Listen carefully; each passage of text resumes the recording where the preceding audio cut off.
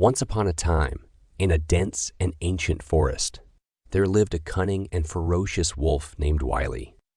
He was known throughout the forest for his sly tricks and dishonesty.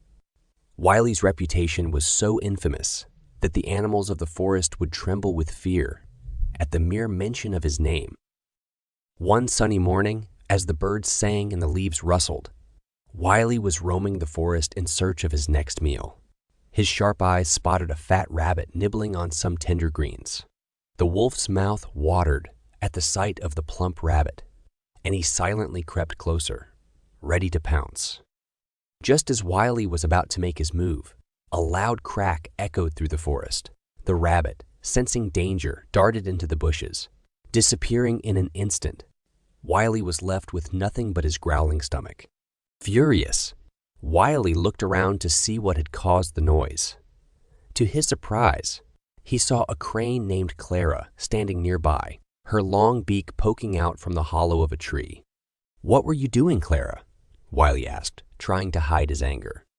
"I was just fixing my beak," Clara replied, her voice gentle and innocent. "It got stuck in this tree, and I was trying to free myself." Wily knew that Clara was telling the truth, but he couldn't help feeling disappointed that he had missed his chance at a meal. He decided to take advantage of the situation.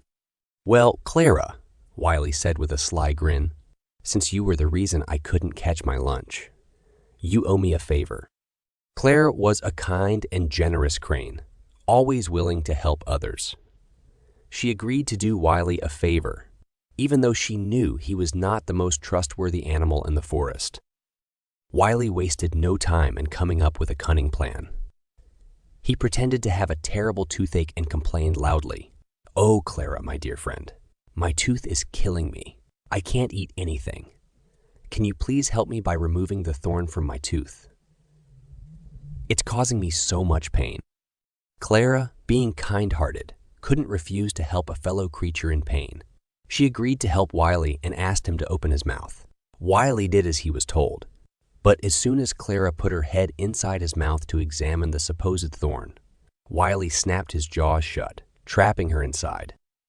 The wolf chuckled wickedly and said, "You fell for my trick, Clara. Now you're my prisoner, and I'm going to have you for dinner." Poor Clara was terrified. She realized that her kindness had led her into a dangerous situation. She pleaded with Wily to let her go, promising not to tell anyone about his trick. But Wily was not one to keep his promises. He ignored Clara's pleas and prepared to enjoy his meal. Just as he was about to take a bite, he heard a distant voice calling out his name. "Hey, Wily, what are you doing over there?" It was Sammy, the wise old owl of the forest. He had spotted Wily's deceitful plan and had come to the rescue. Wily, startled, dropped Clara and hastily tried to flee. But Sammy's sharp talons grabbed him by the tail. The wise old owl scolded Wily for his wickedness and told him to never play such tricks again. As for Clara, she thanked Sammy for saving her life and learned a valuable lesson about trusting others too easily. From that day on, she became wiser and more cautious, choosing her friends wisely.